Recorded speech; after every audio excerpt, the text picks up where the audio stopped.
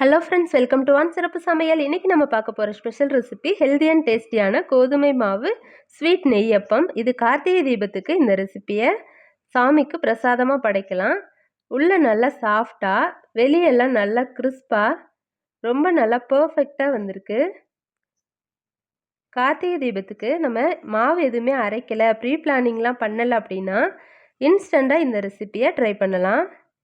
Even beginners கூட இந்த ரெசிப்பியை ட்ரை பண்ணி பார்க்கலாம். மாவு எல்லாம் கரெக்டாக எடுத்து மிக்ஸ் பண்ணி வச்சிட்டோன்னா ரொம்ப சுலபமாக குவிக்காக 10 நிமிஷத்தில் ரெடி பண்ணிடலாம். வாங்க ரெசிபி எப்படின்னு பார்க்கலாம். நான் வந்துட்டு இந்த கப்புக்கு 1 கப் அளவு வெல்லம் எடுத்திருக்கேன். வெல்லத்தை ஒரு சாஸ்பேனில் சேர்த்துட்டு அதே கப்புக்கு 1 கப் அளவு தண்ணி சேர்த்துக்கலாம். தண்ணி சேர்த்துட்டு அடுப்பில் எடுத்து வச்சுட்டு ஒரு 5 நிமிஷத்துக்கு கொதிக்க விட்டோன்னா போதும். அது பாதம் எதுவுமே தேவையில்லை, ஜஸ்ட்டு கரைஞ்சி வந்ததுனாலே போதும். அது கொதிக்கட்டும். அந்த டைமில் நம்ம மாவு மிக்ஸ் பண்ணிக்கலாம். ஒரு பாத்திரத்தில் நம்ம எந்த கப்புக்கு வெல்லம் எடுத்தோமோ அதே கப்புக்கு 1/2 கப் அளவு ரவை எடுத்துக்கிறோம், நார்மல் ரவை.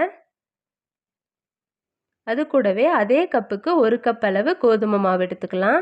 1/2 கப் ரவை எடுத்துருக்கோம், அதே கப்புக்கு 1 கப் அளவு கோதுமை மாவு. 4 ஏலக்காவை இந்த மாதிரி நல்லா பொடிச்சிட்டு அதில் சேர்த்துக்கலாம். இப்போ மாவு எடுத்த அதே கப்பில் 1/2 கப் அளவு தேங்காய் துருவல் சேர்த்துக்கிறோம். சேர்த்துட்டு கொஞ்சமாக உப்பு சேர்த்துக்கலாம். இது வந்துட்டு அந்த ஸ்வீட்டோட டேஸ்ட்டை என்ஹான்ஸ் பண்ணி கொடுக்கும். அதுக்காக இப்போ நம்மளோட வெள்ளைப்பாகு கரைஞ்சிருச்சு. அதை எடுத்து நம்ம ரெடி பண்ணி வச்சுருக்கிற மாவில் சேர்த்துக்கலாம். கொஞ்சம் கொஞ்சமாக சேர்த்துக்கோங்க. மொத்தமாக சேர்த்தோன்னா மாவு தண்ணி ஆயிரும். இப்போ பாதி சேர்த்துட்டு நம்ம ஓரமாக வச்சிடலாம். ஃபஸ்ட்டு கலந்து விட்டுக்கலாம்.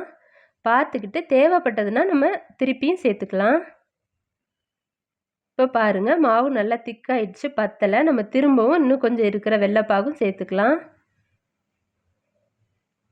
கிட்டத்தட்ட 1 கப்பு மாவு கோதுமை மாவு எடுத்தோன்னா நம்மளுக்கு 2 கப் அளவுக்கு தண்ணி தேவைப்படும். 1 கப் நம்ம வெள்ளைப்பாகில் சேர்த்து கரைச்சிருக்கோம். பக்கத்தில் சைடில் இன்னொரு கப் சுடு தண்ணி ரெடி பண்ணி வச்சுக்கோங்க. இப்போ கரைச்சிட்டு நம்மளுக்கு பத்தலைன்னா அந்த தண்ணி எடுத்து நம்ம சேர்த்துக்கலாம். இப்போ பாருங்கள், இன்னுமே நம்மளுக்கு பத்தலை, மாவு திக்காக தான் இருக்குது. நம்ம ரவைலாம் சேர்த்துருக்கிறனால திக்காக தான் இருக்கும். இப்போது பக்கத்தில் இருந்த சுடு தண்ணி எடுத்து சேர்த்துக்கலாம். சேர்த்துட்டு நல்லா கலந்து விட்டுறலாம்.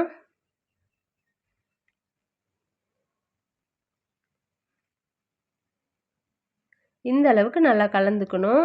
வெள்ளைப்பாகு ஊற்றினோடனே நல்லா கலக்க ஆரம்பிச்சிடணும், இல்லைன்னா கட்டி பிடிச்சிக்கும். இப்போ ஒரு லிட்டு போட்டு க்ளோஸ் பண்ணி 1 மணி நேரத்துக்கு ஓரமாக வச்சிடலாம். பாருங்கள், 1 மணி நேரத்துக்கு அப்புறம் மாவு இந்த மாதிரி இருக்குது. இப்போ கலந்து பார்க்கலாம். நம்ம எவ்வளோ தண்ணியாக கரைச்சி வச்சோம், இப்போ திக்காயிடுச்சு. ரவை சேர்த்துருக்கிறனால தண்ணியெல்லாம் இழுத்துரும். இப்போ இந்த ஸ்டேஜில் 1/4 டீஸ்பூன் சோடா உப்பு சேர்த்துக்கலாம், சமையல் சோடா. சேர்த்துட்டு இன்னும் கொஞ்சமே தண்ணி சேர்த்துக்கலாம். சேர்த்து நல்லா கரைச்சிக்கலாம். எனக்கு மொத்தமாக நம்ம எந்த கப்புக்கு கோதுமை மாவு சேர்த்தோமோ அதே கப்புக்கு 2 கப் அளவு தண்ணி தேவைப்பட்டது. இப்போது இந்த கன்சிஸ்டன்சிக்கு கரைச்சி எடுத்துக்கலாம். மாவை தோசை மாவு பதத்துக்கு கரைச்சி எடுத்துக்கலாம். எடுத்துட்டு இது ஓரமாக இருக்கட்டும். அடுப்பில் பணியாரக்கல் வச்சு சூடு பண்ணிக்கலாம். பாருங்கள், கல் நல்லா சூடாயிடுச்சு. இதில் நெய் சேர்த்துக்கலாம். நெய் அப்போன்றனால நெய் கொஞ்சம் எக்ஸ்ட்ரா தான் தேவைப்படும். நல்லா நெய் சேர்த்துக்கலாம். இப்போ நெய் வேண்டான்னா நீங்கள் எண்ணெய் கூட சேர்த்து செஞ்சுக்கலாம். அப்படி இல்லைன்னா நீங்கள் டீப் ஃப்ரை பண்ணணுன்னா கூட பண்ணிக்கலாம். வடை சட்டியில் எண்ணெய் சேர்த்துட்டு நல்லா ஒரு கரண்டி மாவு சேர்த்து பொரிச்சு எடுக்கவும் செய்யலாம், அந்த மாதிரியும் செய்யலாம். இந்த மாதிரி செய்யும்போது கொஞ்சம் ஹெல்த்தியாக இருக்கும், அதனால் நான் இந்த மாதிரி செய்கிறேன். இப்போது நெய் நல்லா காஞ்சதுக்கப்புறமா நம்ம ரெடி பண்ணி வச்சுருந்த மாவுலேருந்து எடுத்து இந்த பணியார குழியில் நிரப்பிக்கலாம். இந்த மாதிரி சின்ன கரண்டியாக வச்சு நிரப்புங்க. அப்போ ஈஸியாகவும் இருக்கும், அங்கங்கே கொட்டாது. எல்லா குழியும் நிரப்பிட்டு ஒரு லிட்டு போட்டு க்ளோஸ் பண்ணி 3 நிமிஷத்துக்கு மீடியம் ஃப்ளேமில் வச்சிடலாம். பாருங்கள், நல்லா புசு புசுன்னு வெந்து வந்திருக்கு. நம்ம சோடா உப்பு சேர்த்துருக்கனால தான் இந்த மாதிரி புசு புசுன்னு வருது. நம்ம இன்ஸ்டண்ட்டாக செய்கிறனால கண்டிப்பாக சோடா உப்பு சேர்த்து தான் செய்யணும். இந்த மாதிரி பொறுமையாக திருப்பி போட்டுருங்க. சுற்றிலும் ஓரம்லாம் எடுத்து விட்டுட்டு அதுக்கப்புறம் இந்த மாதிரி பொறுமையாக திருப்புங்க. நம்ம வெல்லம்லாம் சேர்த்துருக்கறனால கொஞ்சம் அடி பிடிக்கும். பொறுமையாக இந்த மாதிரி திருப்பி விடுங்க.